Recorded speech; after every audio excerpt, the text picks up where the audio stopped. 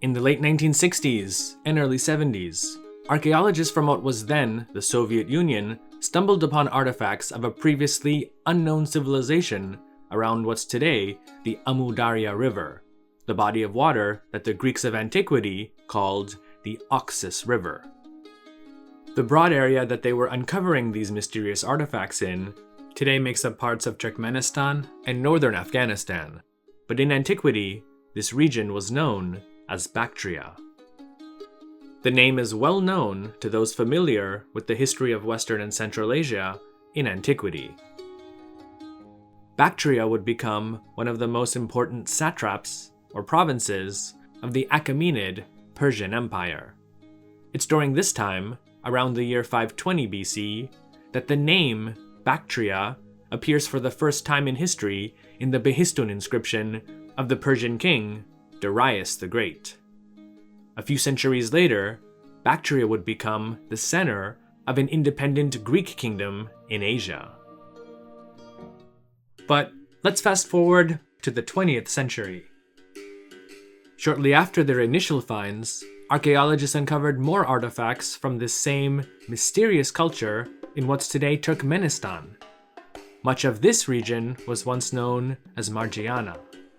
The discoveries didn't stop there though, and since the 1970s, more sites with similar artifacts have been discovered in northeastern Iran all the way to Tajikistan, indicating that this previously unknown civilization encompassed more territory than had been thought.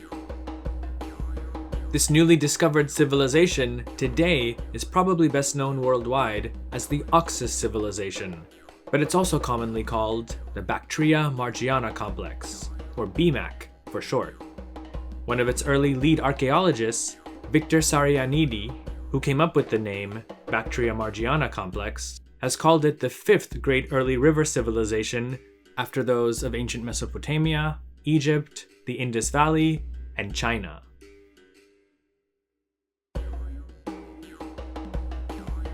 The Amu Darya, or Oxus River, is characterized by two main periods of overflow, one in spring and the other in summer, both which regularly deposit thick layers of silt on its banks. This combination of fresh water and silt, along with the river's several tributaries, allow for seasonal farming and help to provide the basis of what would become the diverse agricultural economy of the Oxus, or BMAC civilization. Farming, though, wasn't the only way that people made their living or even obtained the bulk of their food.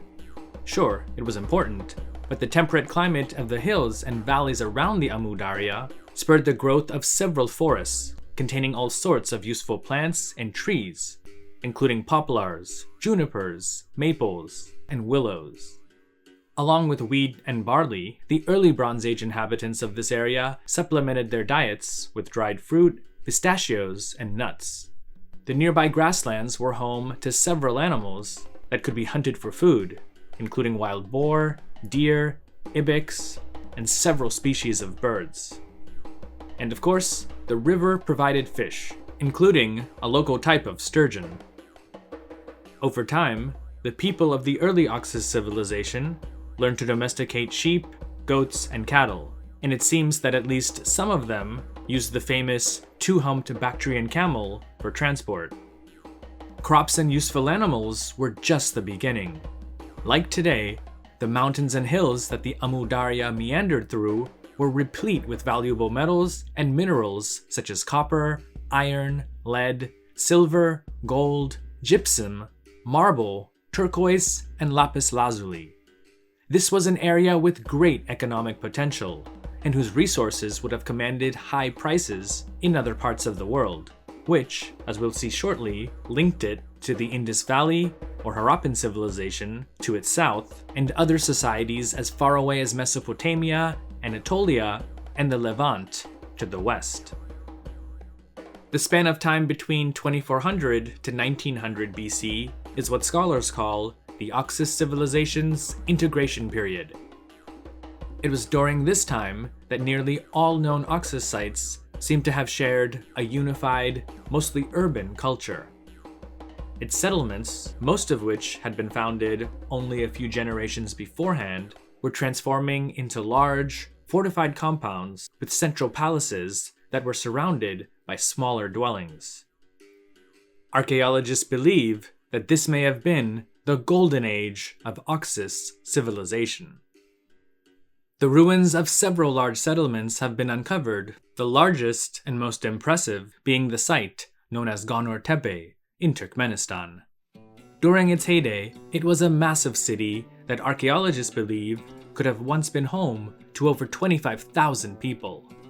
The site had two fortified compounds. The northern part, conveniently named Gonur North, contained several types of buildings and structures, including private houses, storerooms, craft workshops, animal pens, and large spaces that may have been the equivalent of modern town squares or public courtyards. At the center stood a large palatial complex that measured about 150 by 140 meters and contained what seems to be a throne room with several audience halls. Archaeologists also saw evidence of water reservoirs that were supplied by large pottery pipes near the entrance of the palace complex. Some have theorized that these were for visitors to wash themselves before entering the palace. This clearly was the residence of someone, or perhaps several people, who were extremely important. Gonur Tepe wasn't alone. There are several other sites that are similar to it, but of those discovered so far, none equal it in size or complexity. In the houses, workshops, and cemeteries of sites like Gonur Tepe, archaeologists have uncovered all sorts of everyday and luxury items. Because at the moment, no remains of any written language have been discovered, it's through such objects that we can get a glimpse of how the people, or at least some of the Oxus society's elites, lived and what they may have looked like. Several vessels and figurines depict men with long hair and beards. Those deemed to be commoners wore kilts, while those of higher social status wore garments that left the right shoulder bare. Metal objects have been discovered depicting men riding carts similar to chariots that were drawn by bulls. They're also holding daggers and bows, similar to those found on the steppes to the north. Where exactly did the people of the Oxus Civilization come from? And how did they build such large cities over the span of just a few generations? Which, during the Bronze Age, was not a very long time. While the Oxus Civilization has many distinctive characteristics, it's also quite clear from the artifacts found at sites such as Gonur Tepe that its people, if not directly, then at least indirectly, had some contact with other civilizations, most notably those of the Indus Valley to the south, the Bronze Age civilizations of Iran, such as Jiroft and Elam, and the city-states and empires of ancient Mesopotamia and the Persian Gulf region. Archaeologists have discovered objects at Gonur Tepe made of shell from the Indian Ocean that bear Akkadian language inscriptions. In addition, stamp seals and storage jars filled with motifs of animals typical of the Indus Valley civilization were discovered at Gonur Tepe and another Oxus site in Turkmenistan known as Altyn Tepe. Many more objects are in the style of art typical of Bronze Age Elam. For example, axe and hammerheads that not only resemble Elamite axes in shape, but also in the iconography imprinted on them. There are also artifacts that are similar in style to the relatively recently discovered Jiroft civilization of southeastern Iran. The same was probably true of the Indus Valley civilization to the south. The two civilizations may have even had some formal political contacts, though at the moment, this can't be proven, in large part because we don't have any discernible writing from either civilization that could be used as evidence. Around 2000 BC, things began to rapidly change, though why isn't known. The archaeological record seems to indicate that the overall standard of living within society began to decrease, with many of the larger urban settlements being greatly depopulated or abandoned altogether. In their place, new, smaller settlements that were more like fortified castles than actual towns sprang up. a lot of the elite material culture also seems to have disappeared around this time, meaning that the once lucrative long-distance trade with other parts of the world had greatly decreased. Though it's currently not possible to prove that large parts of the Oxus civilization were ever politically unified, it is apparent that the cultural unity its urban centers once shared began to rapidly break down as new, or perhaps older, local cultures began to surface. The increase of weapons found in graveyards from the time also seems to indicate increased warfare.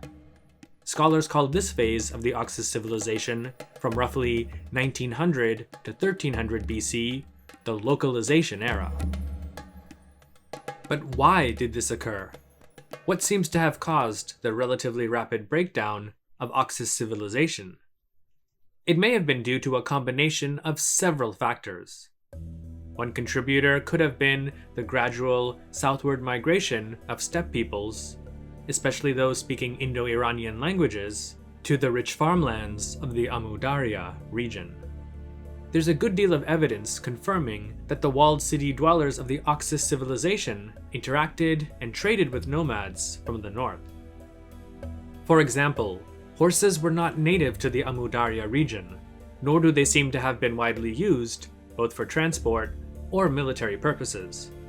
The only known remains of horses, along with actual chariots, were found in graves of people who were clearly elite members of Oxus society. These objects were likely acquired through trade, and not bred, or in the case of the chariots, built by the people who inhabited the Oxus region.